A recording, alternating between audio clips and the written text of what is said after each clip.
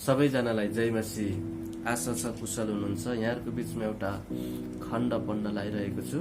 यो खण्ड चाहिँ सुसमाचारीय यूहन्नाको पुस्तक 16 अध्यायको 33 पदमा यसरी लेखिएको छ, मैले तिमीहरूलाई यी कुरा यसै हेतुले भनेको छु कि ममा तिमीहरूलाई शान्ति होस्। संसारमा तिमीहरूलाई सङ्कष्ट हुनेछ, तर साहस गर, मैले संसारलाई जितेको छु। आमेन।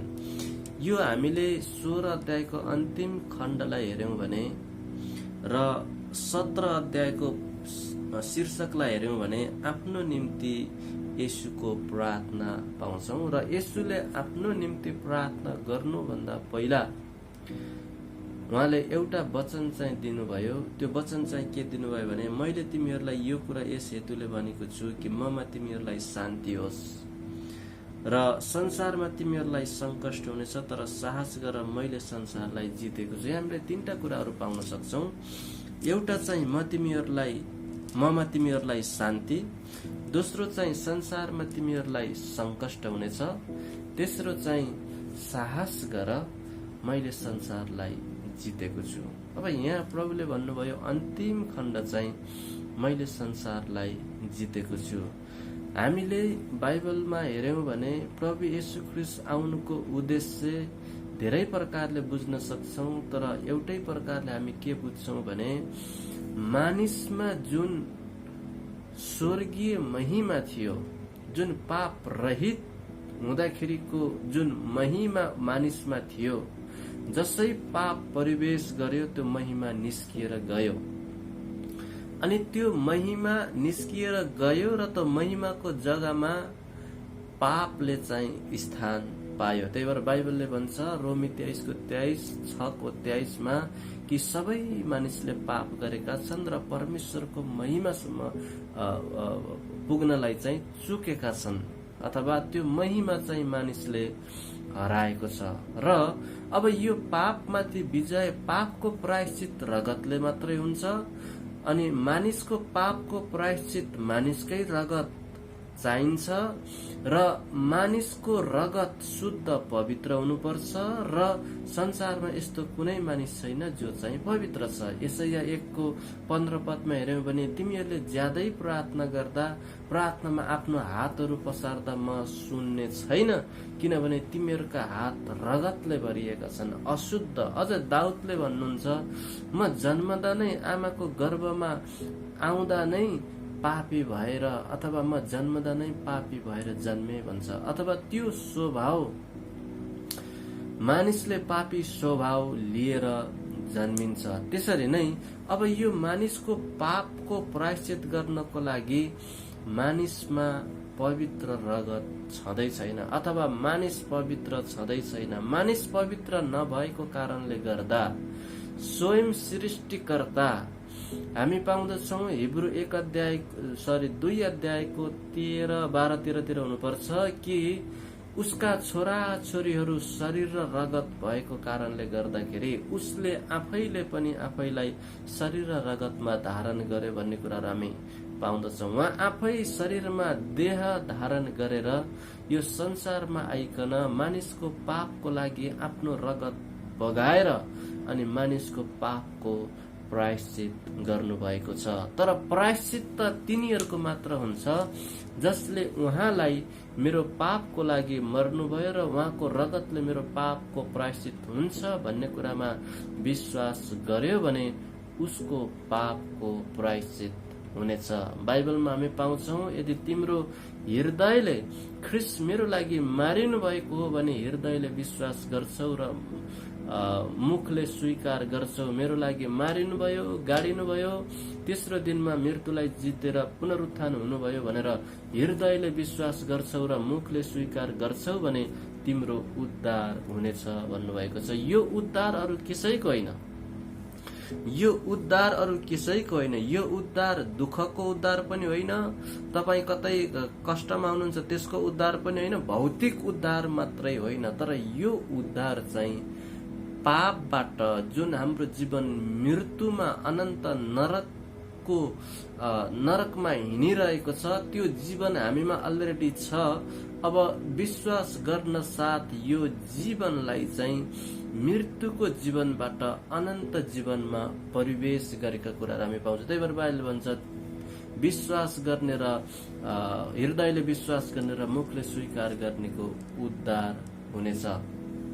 त्यसरी नै अब यो महिमा जुन मानिसले हराएको थियो, यही महिमा फिर्ता दिनको लागि मानिसलाई फेरि त्यो महिमाको शरीर जब उहाँ आफै स्वर्गबाट ओर्लनु हुनेछ, उहाँको हुकुम र गर्जनसित प्रधान स्वर्गदूतको चर्को आवाजमा, परमेश्वरको चर्को तुरैमा जब उहाँ आफै थेसलोनीको पुस्तक अनुसार स्वर्गबाट ओर्लनु हुनेछ, तब सुति गएकाहरू उहाँमा उठ्नेछन्, अथवा जो माटोमा गाडिएका छन्, जो चिहानमा गाडिएका छन्, उनीहरू महिमाको शरीर पहिरेर उहाँमा उठ्नेछन्, उहाँमा जानेछन्। र जो सुति गएका छैनन्, मरेका छैनन्, जीवित छन्, उनीहरूको चाहिँ परिवर्तन हुनेछ। यो मरणशील शरीर चाहिँ महिमामा परिवर्तन भएर उहाँमा उठाइ लगिनेछन्। अथवा यो भन्न खोजेको के हो भने यही मानिसले यही प्राप्त गरून्, महिमाको देह प्राप्त गरेर उहाँको राज्यमा आउन् र बाँचुन्जेल महिमाको देह पाउनको लागि उहाँको वचनमा जिएर, उहाँको वचनमा हिँडेर महिमाको देहलाई तयार गरून् भन्ने आधारमा उहाँ पहिलोचोटि थुमा अथवा सेवक, अथवा हामी मर्कुस 10:45 पाउँछौ, मानिसको पुत्र सेवा पाउन होइन सेवा गर्न आयो। उहाँ सेवक बनेर यो संसारमा आउनुभयो र आफ्नो प्राण सारा मानवको पापको प्रायश्चितको लागि आफ्नो प्राण हाम्रो लागि अर्पण गरिदिनु भयो। बाइबलमा हामी पाउँछौँ सुसमाचारी यूहन्ना 15:13 कि उहाँले भन्नुभएको छ, प्रभु येशूले भन्नुभयो, आफ्ना मित्रहरूको लागि आफ्नो प्राण अर्पण गर्नु त्योभन्दा ठुलो प्रेम अरू कसैको हुँदैन। आफ्ना मित्रहरू, हामी चाहिँ उहाँका मित्र, हामी उहाँका सन्तान, हामी उहाँका छोराछोरी हौँ। किन उहाँले उत्पत्ति 1:27 आफ्नै स्वरूप र प्रतिरूपमा चाहिँ बनाउनु भएको छ। हामी उहाँका प्रजाहरू हौँ। जसै हामी पाउँछौँ भजन सङ्ग्रह 82:6 हुनुपर्छ, सर्वोच्चका छोराछोरी, तिमीहरू सर्वोच्चका छोराछोरी, हामी सर्वोच्चका छोरा छोरी हौँ। अनि उहाँले त्यसै छोड्नु चाहिँ भएन। अनि उहाँ आफै शरीरमा अथवा देह धारण गरेर हाम्रो लागि आफ्नो प्राण अर्पण गर्नुभयो। यो प्राण अर्पण अरू केही थिएन। बाइबलमा हामी पाउँछौँ लेवी 17:11 हेर्यौं भने कि 17:11 हामी हेर्यौं भने त्यहाँ चाहिँ रगत चाहिँ नखानु, रगतमा प्राण हुन्छ भन्नुभएको छ। अनि पापको प्रायश्चित रगतले मात्रै हुन्छ भनेपछि उहाँले आफ्नो प्राण अर्पण, अथवा हामी व्यवस्थामा हेर्यौं भने इजरायली समुदायहरूले आफ्नो पापको प्रायश्चितको लागि, अथवा पापको प्रायश्चित नभनौं, जुन क्रोध उनीहरूमा आउँदैछ त्यो क्रोध हटाउनको लागि हरेकले एउटा थुमा ल्याइन्थ्यो। अनि त्यो थुमामाथि हात राखेर जब याजकले प्रार्थना, पुजारीहरूले प्रार्थना गरिदिन्थे, अनि आफूमा भएको श्राप, कष्ट आउन लागेको क्रोध, पापको कारणले आउन लागेको क्रोध, त्यो क्रोध चाहिँ थुमामा सरेर जान्थ्यो। अनि त्यही थुमालाई लगेर बलि गरिन्थ्यो। अनि त्यही थुमाको रगत लिएर महापवित्र स्थानमा लगेर वेदीमा लगेर अर्पण गरिन्थ्यो, पुजारीले अर्पण गर्थे। अनि त्यही अर्पणको कारणले गर्दाखेरि अनि यहुदीहरूको जसले थुमा लिएर गएको छ, अनि उसको चाहिँ आउन लागेको क्रोध चाहिँ उसमाथि नआएर त्यो थुमामाथि चाहिँ आएको हुन्थ्यो, अथवा त्यो थुमामाथि परेर उसलाई चाहिँ क्रोध आएको कारण उसलाई बलि गरेर मारिन्थ्यो। त्यसरी नै अब मानिसमाथि भएको, मानिसमा आएको पाप, मानिसमा आएको श्राप, मानिसमा आएको गरिबी, यी सबै कुराहरू प्रभु येशू ख्रीष्टले आफूमाथि लिएर कल्वरीको क्रुसमा उहाँले आफ्नो प्राण हाम्रो लागि अर्पण गरिदिनु भयो, अथवा उहाँले आफ्नो रगत मानवको पापको प्रायश्चितको लागि चाहिँ उहाँले अर्पण गरिदिनु भयो। अनि यही महिमाको शरीर मानिसले फिर्ता पाएर उहाँमा विश्वास गरेर पापको प्रायश्चित भएर उद्धार पाएर अनि जब उहाँ आफै स्वर्गबाट ओर्लनुहुन्छ अनि महिमाको शरीर पहिरेर उहाँको राज्यमा जाने बनाउनको लागि चाहिँ उहाँ आउनु भएको हो। अनि उहाँ आएर मानिसले हराएको महिमा अथवा हामीले पाउँछौं जो चोर्न, नाश गर्न, मार्न जुन महिमा अन्धकारको शासक लुसिफरले एउटा माध्यम सर्पको माध्यमद्वारा छल गरेर जुन महिमा चोर्यो, त्यही महिमा फिर्ता दिनको लागि उहाँ यो संसारमा चाहिँ आउनु भयो। अनि जसै यो महिमा मानिसबाट निस्केर गयो अनि त्यो अधिकार पनि, संसारको अधिकार पनि लुसिफरले पायो, संसारमाथि अधिकार पनि लुसिफरले पायो। त्यही भएको भएर येशूले संसारलाई मैले जितेको छु भन्नुको अर्थ के छ भने जुन महिमा लुसिफरले सर्पको माध्यमबाट छलद्वारा जुन महिमा चोर्यो, अब त्यो संसार माथि चाहिँ मैले विजय अथवा त्यो लुसिफर माथि चाहिँ मैले विजय गरेको छु।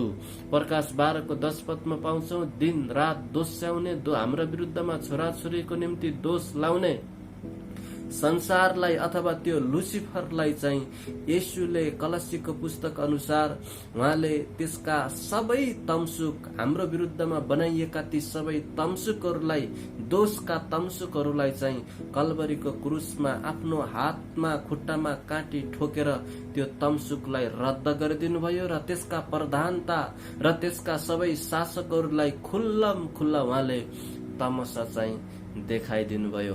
अनि यहाँ यही महिमा जुन मानिसले हराएको थियो त्यो महिमा दिनको लागि मानव बनेर उहाँ संसारमा आउनुभयो। याद गर्नुहोस्, पहिला उहाँ मानव बनेर संसारमा आउनुभयो।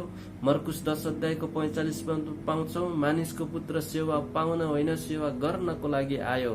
अनि हामी पाउँछौ येशूले भन्नुभयो, म धर्मीको लागि होइन पापीको लागि, पापीहरूको लागि, अथवा जसले उहाँमा विश्वास गर्छ हो, जसले आफ्नो पापको पश्चाताप गरेर उहाँमा आफ्नो जीवन अर्पण गर्छ, उनीहरूको लागि चाहिँ म आएको हुँ, धर्मीको लागि होइन पापीको लागि आएको हुँ भन्नुभएको छ। अनि जतिले उहाँमा विश्वास गर्छ त्यसले अनन्त जीवन चाहिँ पाउँछ, त्यसले महिमाको शरीर पाउनेछ कि मृत्युसम्मै वचनमा जिएर उहाँको महिमा र प्रशंसा गर्दै प्रकाश 2 को 10 पद अनुसार मृत्युसम्मै विश्वासमा रह्यो भने महिमाको शरीर पाउनेछ। अनि यही महिमाको शरीर दिनको लागि प्रभु येशू ख्रीष्ट आउनुभयो। रोमी 3 को 23 मा अघि नै मैले भने महिमासम्म पुग्नबाट चुकेका छन्। अनि यही महिमासम्म पुग्नबाट चुकेको कारणले गर्दा र यही महिमा फर्काउनको लागि,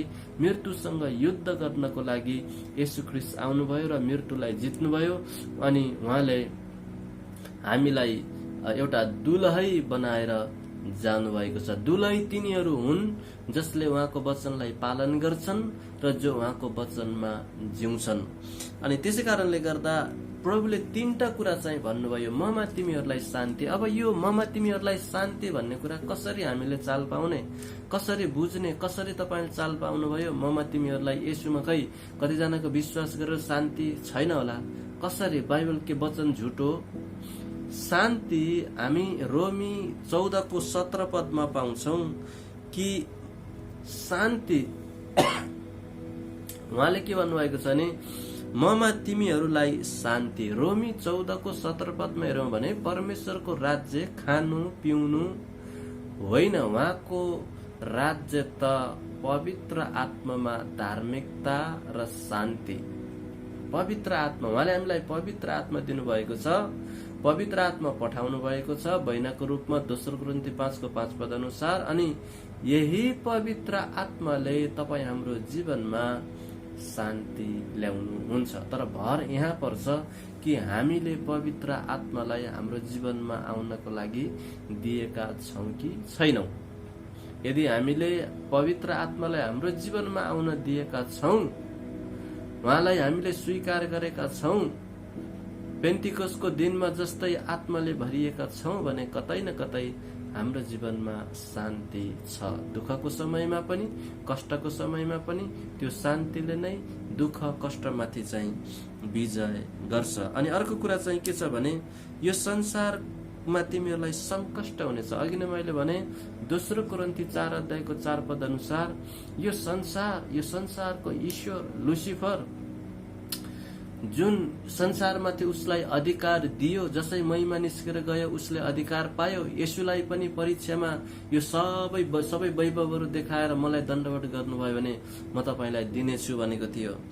अनि यो संसारमा तिमीहरूलाई संकट हुनेछ, तर याद राख अथवा साहस गर, मैले संसारलाई जितेको छु भन्नुभयो। अब जितेको कदमहरू हामी के पाउँछौं? कसरी उहाँले जित्नुभयो?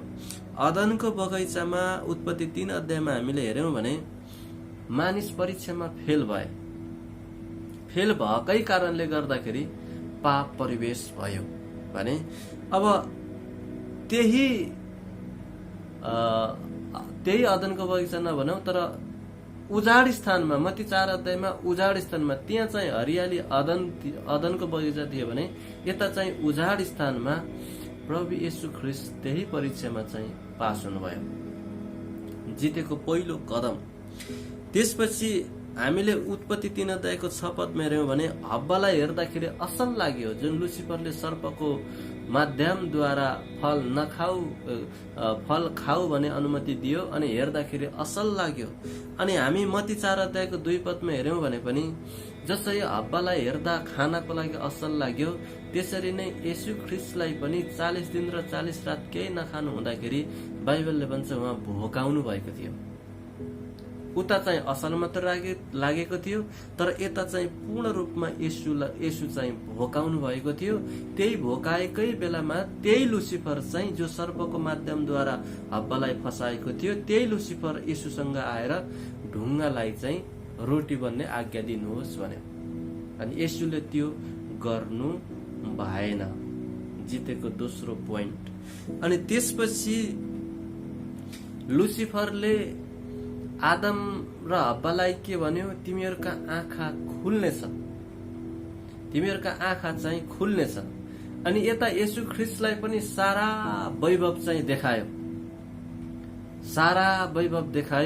मलाई दण्डवट गर्नुभयो भने यो सबै थोक तपाईलाई दिनेछु भनेर भनेको कुरा हामी पाउँदछौं।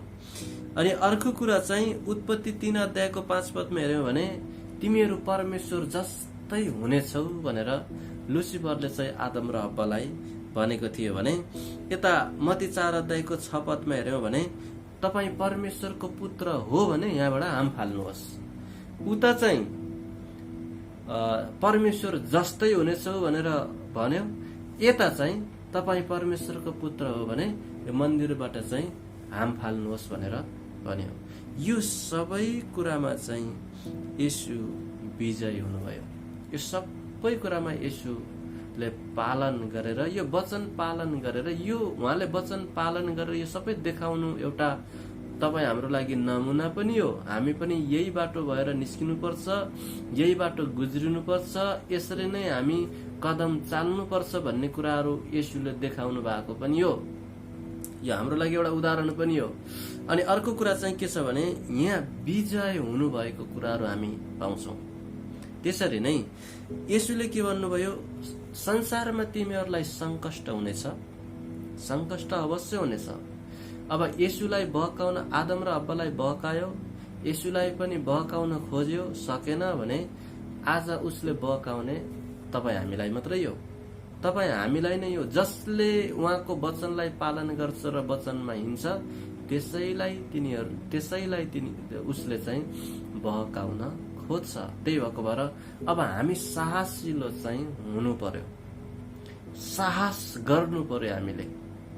त्यो साहस कहाँबाट पाउँछौं भने येशूबाट। कसरी पाउँछौं भने उहाँले संसारलाई जित्नु भएको छ।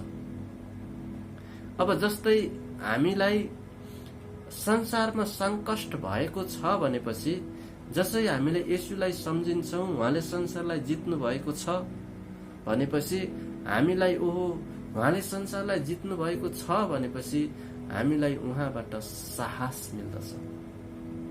यदि उहाँलाई संसारलाई जित्नु नहुनु भएको भएदेखि कतै न कतै हामी निराश चाहिँ हुनु पर्थ्यो। तर बाइबलले के भन्नुहुन्छ भने मैले संसारलाई जितेको छु। त्यसै कारणले गर्दाखेरि यदि कोही संकष्टमा हुनुहुन्छ, विश्वासी भएकै कारण कष्टमा हुनुहुन्छ, विश्वासी भएकै कारणले गर्दाखेरि कष्टमा हुनुहुन्छ भने याद गर्नुहोस्, साहस गर्नुहोस्, येशूले संसारलाई जित्नु भएको छ। येशूले संसारको शासकलाई, संसारको ईश्वरलाई जित्नु भएको छ। त्यसै कारणले गर्दाखेरि हामीले बाइबलमा पाउँछौँ कि येशू हरेक परीक्षामा चाहिँ पास हुनुभयो अनि यही पासको प्रमाण थियो मृत्युमाथि विजय। त्यही भएर येशूले भन्नुभयो मैले संसारलाई जितेको। त्यसपछि मात्रै उहाँले आफ्नो निम्ति चाहिँ प्रार्थना गर्नुभयो। त्यसै कारण म यहाँहरूलाई उत्साह दिन चाहन्छु। येशूले भन्नुभयो ममा तिमीहरूलाई शान्ति, येशूमा शान्ति। जब हामी येशूलाई विश्वास गर्छौं अनि पवित्र आत्मा उहाँले हामीलाई टुरा छोड्ने छैन भन्ने प्रतिज्ञामा यूहन्ना 14:18 पद अनुसार पवित्र आत्मा पठाउनु भएको छ र यो पवित्र आत्मा बैनाको रूपमा हामीलाई दिनुभएको छ। जबसम्म र्याप्चर हुँदैन तबसम्म पवित्र आत्मा हामीसँग हुनुहुन्छ। उहाँले डोर्याउनुहुन्छ, सिकाउनुहुन्छ, गाइड गर्नुहुन्छ अनि यही पवित्र आत्माद्वारा उहाँले हामीलाई येशूको शान्ति, स्वर्गीय शान्ति तपाईँ हामीलाई दिनुहुन्छ। अनि उहाँको शान्ति भनेको खानु, पिउनु, सुख, चैन, मजा, ऐश यो चाहिँ होइन। उहाँको शान्ति भनेको धार्मिकता, पवित्र आत्मामा शान्ति। जब उहाँको वचनमा हिँड्छौं, जिउँछौं अनि उहाँको वचनद्वारा नै हामीलाई पवित्र आत्माले शान्ति ल्याउनुहुन्छ। याद गर्नुहोस्, पवित्र आत्माले वचन बाहिर केही गर्नुहुन्न, वचनमा जे छ त्यही नै गर्नुहुन्छ। त्यही भएर येशूले भन्नुभयो मैले भनेका सबै कुराहरू पवित्र आत्माले याद दिलाउनुहुनेछ। त्यसै कारणले गर्दाखेरि यदि कोही संकष्टमा हुनुहुन्छ भने याद गर्नुहोस् येशूले संसारलाई जित्नु भएको छ अनि हामीलाई विजयको सन्तान गराउनु भएको छ अनि उहाँले यो संसारको शासकमाथि अधिकार गर्ने अधिकार हामीलाई दिनुभएको छ। मत्ती 10:8 पदमा पाउँछौं उहाँले जाऊ, मरेकालाई जीवित पार, बिमारीहरूलाई निको पार, कुष्ठरोगीलाई शुद्ध पार। यति मात्रै नभएर मर्कुस 15 अध्यायतिर पनि हामी पाउँछौं उहाँले भन्नुभएको छ 16-17 पदतिर कि उहाँले त्यो अधिकार दिनुभएको छ। त्यसै कारणले गर्दा हामी सर्वोच्चका छोराछोरी, सर्वोच्चका सन्तान हौ। यदि संसारमा कसैलाई संकट छ भने याद गर्नुहोस् आफैलाई अब यहाँ कतिजनाले आफ्नो प्राण हत्या गरेको हामी पाउँछौं, प्राण त्याग